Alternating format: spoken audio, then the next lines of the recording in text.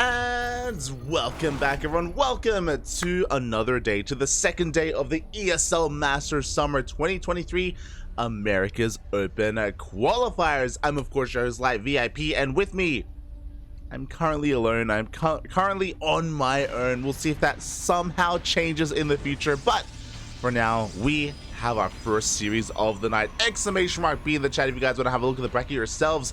We have a lot of returning players, and we have a lot of new players that we did not see yesterday as well, to find out which 4 players make it through the bracket and make it into the ESL Masters America's closed qualifier.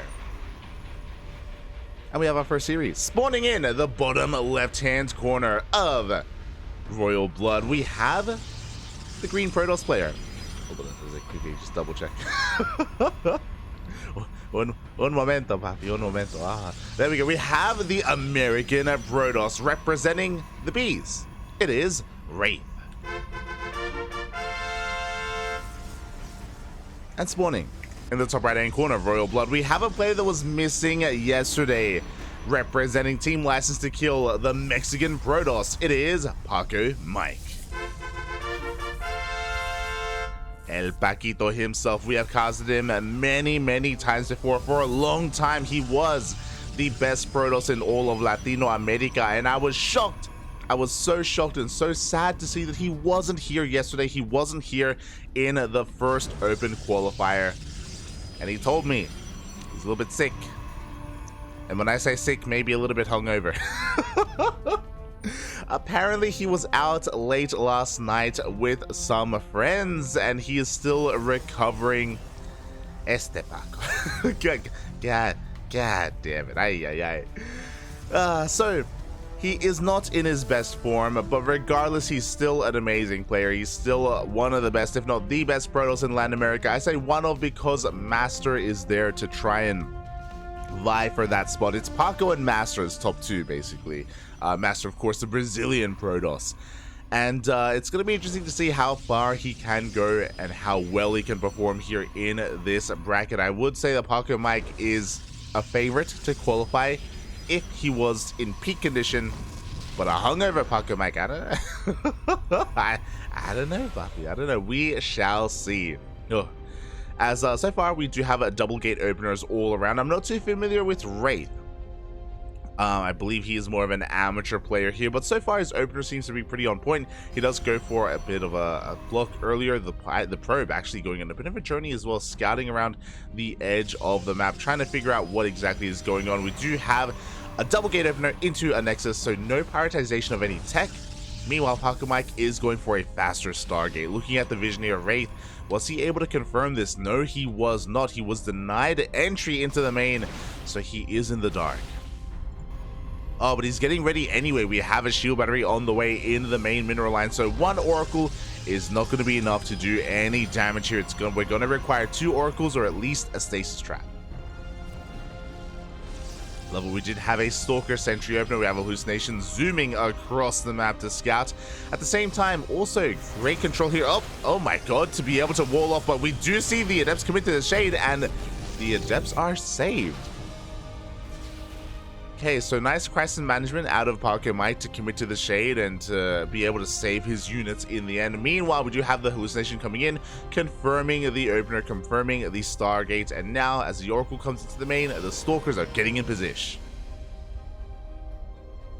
He is going for the Stasis Trap. I appreciate the effort there, but the Stasis Trap is going to be denied. It only takes 1 hit to be able to shut that down from at least a high damaging unit like a Stalker. Very quick reactions out of Raith. Very nicely done. And yeah, we're going to be getting into a bit of a later game, a bit of a longer game. Both players are getting their naturals up and running. Of course, Pacomike is a little bit behind. He once again prioritized a Twilight Council as well. Before we get into that though, we now have 2 Oracles. We can one-shot probes. So even though we have a shield battery, even though we have some units in position, Pacomike can still deal a lot of damage. Raith sees this, I think. Does he? Not quite. But great positioning here from Raith to be able to be in between both of his bases across the map. Pacomike is transitioning into +1 and Blink Stalkers, a very Stalker heavy composition. He isn't going to be going for any fast Robo or anything like that. Here we go, 2 Adepts try to shade into the main base, but they are denied. At the same time, the Oracles dive in and they get a kill on the Sentry. Oh no! Ooh, but Pacomike loses an Oracle at the same time. A Sentry for an Oracle. He did get 2 probes, I guess, with the help of these Adepts, but not really worth it here for Pacomike. That means this Oracle is less about dealing damage and more about scouting, more about vision. Meanwhile, upon scouting the third base, Pacomike is taking a third of his own. So, yeah, again, very macro-oriented, very mid-game oriented from both of our players. Of course, Pacomike wants to get into the mid-game so he can actually make use of this +1 attack. Raith, on the other hand, interesting. We don't have a Robo yet. He did go for a faster third, don't get me wrong, but typically, if we're not going for a Forge, we make up for that in another way. And there we go. There is that Robo and the Forge. Meanwhile, we have an aggressive blink forward. Oh, another recall. 2 Stalkers are going to be going down here. Pacomike, once again, being a little bit wasteful with some of his units, is going to be losing a lot of them.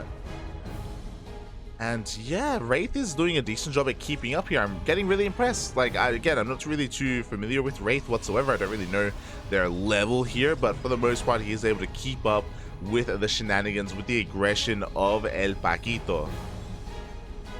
But that may all be about to change. Blink is now done. +1 attack is on the horizon as well. We still don't really have a gateway explosion, but 2 more gates are on the way. Third base is getting saturated, and we have that stage trap into the main base. This time only getting 2 probes. So once again, really great reaction out of Raith. You love to see it, Bob. You love to see it. And there it is, 4 gates in production for Pacomike. Soon he will be much more active on the map, and he'll be able to flex his overall control here. +2 attack on the way. There's going to be a very strong timing on the horizon as well, just because of how fast the Forge was for Pacomike. Raith likewise has been very defensive overall, and he's actually already transitioning here. This is honestly really greedy. Raith has only been working off of 2 gates. He's getting away with the defensive style and the passivity of Pacomike. This is so... I say 2. I meant to say 4. But this is still like so very greedy. He's still just focusing on his tech, getting a much faster 4th base as well. This is spotted by Pacomike due to this spotter pylon. So honestly, really great foresight. But there we go. There is that gateway explosion that we were waiting for. And even though Raith is going to have a Stalker deficit, and weaker Stalkers overall, he's going to make up for that with these charge lots. Charge lots, they do such an amazing job at tanking Stalker shots, just because Stalkers have such a low attack rate, and they don't do any bonus damage to Zealots either, so they are just a massive meat shield. They can support the Stalkers of Raith quite well here. Meanwhile, how do we deal with Zealots? Archons, Bobby. There we go. Templar Archive is already done, so Pacomike, tech-wise, is honestly keeping up and even overtaking Raith a little bit. This is such a weird PvP, where both players have been pretty defensive. They've both been focusing on tech and on economy and on their macro and production, and it's all going to come down to one big push. And I feel like Pacomike's going to have the better end of it. He has Archons for Zealots. He has the better Stalkers with +2, just about to finish up in 10 seconds. And it may just be over in one fell swoop. It also depends though, like there's a world where maybe Raith is also moving out and they miss each other and we end up like in a weird base trade and then someone has to recall. But for the most part, I do kind of favor Pacomike in a head-to-head engagement, even though Raith has the higher supply. Speaking of, here we go, the mass Stalkers of Raith does encounter the army. The Zealots are moving on forward, the Archons as well. I was talking about the Zealots earlier for Raith, and they're not here at all. He's still committed to just pure Blink Stalker. Ooh, and he's slipping up his macro a little bit. Where is +2? Pacomike already starting +3 attack as soon as +2 was done. The timing for his upgrades are so crisp. Raith lagging behind a little bit, so as the game goes on longer, his Stalkers are just going to get worse and worse. Oh boy. We'll see how this goes. Meanwhile, we have a Dark Shrine as well. Pacomike is not just going to be in his opponent's face with his army, but he's also going to be harassing across the map with some Zealot Rumbys, with some DTs. Raith, his multitasking is going to be put to the test here. It's not going to be just about the frontal push, and I worry here. Raith, can he respond in time? He does go for a warp in here. He does pull the boys to try and get a hold position around this cannon, but the Zealots are going to be able to overwhelm. No shield batteries, I just realized, so no overcharges available. At the same time, we do have that main push trying to break the fourth base of Pacomike. The Archon's doing a great job at just tanking so many of these shots. Overcharge as well, keeping the Archon alive. But the Zealot Rumby has been cleaned up in the end. Again, really nice hold position micro from all those probes to reduce the surface area and make sure the cannon survives. But really, we're looking at that main push. Once again, we still have an overwhelming amount of Stalkers available for Raith, but he's lacking the complexity of the army of Pacomike. Not just that, but also the upgrades as well. Can he overcome that? We do have an amazing concave available, and he is pushing through. Looking at the units tab here, we do have pretty comparable, pretty similar Stalker counts, but the Zealots are breaking on through as well. Raith is getting on top of the army of Pacomike. Do the upgrades really matter when you have such a massive Stalker advantage? But the DTs! Oh my god. Oh, there is no detection available here for Raith. At the same time, another Zealot Rumby across the map cleans up both of those cannons, so he is going to be vulnerable to a DT Rumby. Speaking of, there we go, DT's ahead towards the fourth base. There is one cannon, but one cannon is not going to be enough. And again, Raith with the pure Stalker army, Pacomike is just getting further and further ahead with the versatility of his own, now with disruptors, now with DTs. Great hold position once again, but he's forcing a recall. Oh. There we go. That once again alleviates pressure here on the fourth base of Pacomike. He's going for another warping of DTs and Zealots here on the right-hand side of the map as well. We have one disruptor. Scratch that. We have two, we have three. We're about to have 4 disruptors, and pushing into disruptors is always a difficult thing. Raith just trying to force the mass blink Stalker here. He's going to try and push him. Oh god! Oh, he does focus on one of the disruptors, gets a second, but doesn't get the third. Takes a massive Nova to the face. And sometimes one Nova is all you need. We do have a lot of observers here available for those DTs, but it's not about the DTs anymore. It's about the main, it's just about the gateway units. It's just about the Stalkers. Pacomike has too much. He has +3. Meanwhile, the Zealot DT Rumby has broken the natural base of Raith. Wasn't able to hold on. GG gets called, and Pacomike takes game number 1. GG, well played. Raith, again, he was doing a good job at keeping up with his opponent, with Pacomike, for a very long time there, but as we saw, his army just had a bit of a lifespan, a short lifespan. Didn't have a lot of longevity to it, you know, it's just pure gateway units, you know, no Archons, very few Zealots as well, no Disruptors, which is kind of the next big stepping stone in PvP. Raith wanted to end it then and there with Mass Stalker, and it can be difficult to pull off, especially when your opponent is as good as Pacomike. He was able to have the freedom to not just defend, but also go for all these counterattacks. He had the spare supply to do so, as well as the spare economy to tech up and get into disruptors, into the double robo production. So, yeah, very well done. Very well done indeed there from Pacomike. But now we're going to be getting into game number 2.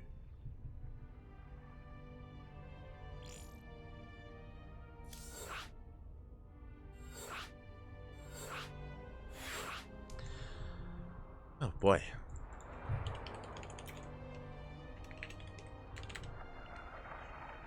And we'll see. We'll see how this does go. I mean, again, I was really impressed with Raith overall. I was very impressed that he was able to hold his own for such a long time. Again, I'm not really too familiar with him. Even when it comes to the American Pro scene, when it comes to NA Apprentice and some of these other regional events, I haven't really seen much of Raith here. So yeah, I'm impressed so far, and I want to see if he can go even further. I want to see if he has other ways to play out this PvP. I mean, it is a very diverse matchup overall, and you can be quite cheesy in it. And here we go, spawning in the bottom right-hand corner of Grezvan, we have the American Protoss, representing all the bees out there. It is Raith.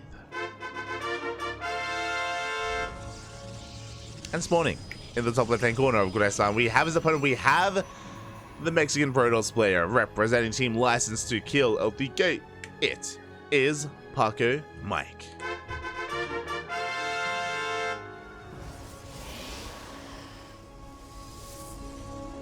Kicking things off in LATAM with a PvP. Is this reality? What's going on?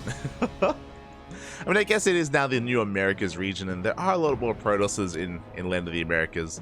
When it comes to LATAM, there's like 3.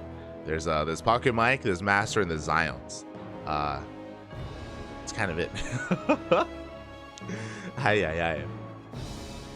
So we'll see. We'll see how this does kind of come to fruition here. So far, once again, we're going to be seeing 2 gate openers from both players, and chat, we get to play our favorite game. We get to predict what 2 units are going to be coming out. As a reminder, it's Double Adept, Double Stalker, or Stalker Sentry. Those are the 3 usual picks here for our players as the Cybercores are about to be thrown down. Each pair of units does signify a different form of aggression, from high to low. Aye. But especially because Pacomike is a little bit unwell and he's not in full form, I would be surprised if he goes Double Adept.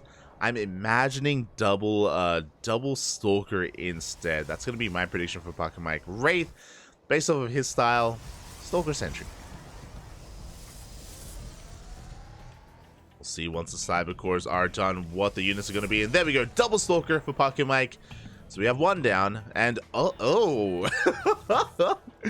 we have an interesting mix-up here. Not Stalker Sentry, it's going to be Stalker Adept for Raith. Interesting. So yeah, not quite the best of both worlds. You know, we have a little bit of column A, a little bit of column B. This initial Adept is going to be able to zoom across the map to scout and to threaten reactions out of Pacomike to deny any kind of shade into the main. But even if we do see a shade into the main, this Adept isn't going to be dealing too much damage, as it actually stays at home. Was that a misclick? was it meant to be Double Adept? Or Double Stalker, sorry? We're about to find out. The first Adept is going to be zooming across the map. Meanwhile, Pacomike going on a bit of a mission here on the outskirts of the map. And we'll see how he's able to bring this all together. Wait, what? Wait, what just happened? Oh! I was a little bit confused. Pacomike only has 1 Stalker. He actually he started double Stalker, then he cancelled and went into a Sentry instead. Okay, I was a little bit perplexed as to what was going on. I was like, wait, nothing died. Where'd the second Stalker go? Okay, he did cancel it. Go for a Sentry, so a much safer opener. With this, he goes with Elucidated Scout, gets into the main, confirms the Stargate, confirms the delayed Nexus here for Raith. So Raith is mixing things up. He is being a little bit more aggressive this time. And now it's going to be Pacomike to try to defend and try to hold on. The Adept's continuing to threaten to shade into the main base. Do have that shield battery already at the natural, so Pacomike should be safe here overall. Even though he has a Stalker deficit, he does have the shield battery, he does have an overcharge, and he even has a force field to try and mess up some of the unit pathing. At the same time, the Adept doesn't get into the main base. We committed to the shade. This Adept is going to go down. Oh. Not ideal whatsoever, but the first Oracle is zooming into the main. This was already scouted, if you recall. Pacomike does know about the opener. He already has a shield battery in position. He is safe against this Oracle. At least one. It's the second Oracle that will complicate things, and Pacomike is going to have to remember to have a couple of Stalkers in position in his main to defend against it. As there we go, the second Oracle is zooming across the map. Both players are going for their Twilight Councils and Blink after that, but oh my god! A very early gateway explosion here from Pacomike. 6 gates in total. That's a big investment. That is the money that he would have used on a third base. So Raith expands and takes his third. Pacomike chooses not to and throws down 4 gates instead. So Pacomike is going to be the aggressor, but before that happens, both Oracles are zooming into the main base, and they're going to be able to watch out those probes. 1, 2, 3 probes going down. The Stalkers trying to keep up, but only 2 Stalkers in position. We have a revelation, but we haven't seen the gateways. Oh, no, never mind. Paquito. He does kind of provide a little bit of extra vision here, showing off some of the gates, but not all of the gates, and that's important to bear in mind. Oh no! As the Oracles do get into the natural as well, and Pacomike is having a hard time keeping up. So many more probes are going to go down. Ay, ay, ay. 7 probes. 10 in total this game. We are going to get a kill on one of these Oracles, and now Pacomike, he can focus on this push. He's getting set up to expand behind this, but I don't know if he really wants to. The pressure is on him to deal some counter damage. Pacomike ahead in the Stalker count. He has the resources. There we go. He doesn't throw down a third base. He's going for this 2-base push. Goes for another massive warp, and I love this. We have hallucinations as well to tank some shots. And they're actually doing a great job. They tank the shots, and the third base is under threat. Killing the third would be amazing, but we want more than just the third base. Oh my god. Hallucinations doing just such an amazing job here at just taking so many shots for the team. The third base has lost its shields, and it will be going down. Ooh. And now Pacomike can take the fight to Raith. He still has a Stalker advantage. The blinks are good from both sides. We do have another warping of these Stalkers, and Raith, he just can't get on top of that Prism. GG gets called. It's just a little bit too much, and Pacomike will take game 2 and the series. Oh, that's the wrong button. There we go. Aye, aye, aye. GG, well played. Congratulations to El Paquito, El Pacomike, for taking the 2-0 here. And unfortunately, Raith was just lacking a little bit of scouting information. He wasn't able to confirm whether or not there was a third base, and he wasn't able to confirm exactly how many gateways were thrown down. He saw 2 additional gates. He didn't see the other 2, right? He didn't see how committed Pacomike was to essentially a 2-base all-in. Like, there was no forge behind it, no third base, very little kind of longevity for Pacomike's overall build. It was designed to hit then and there and deal some critical damage. Oh, and he was able to overwhelm. GG, GG, well played.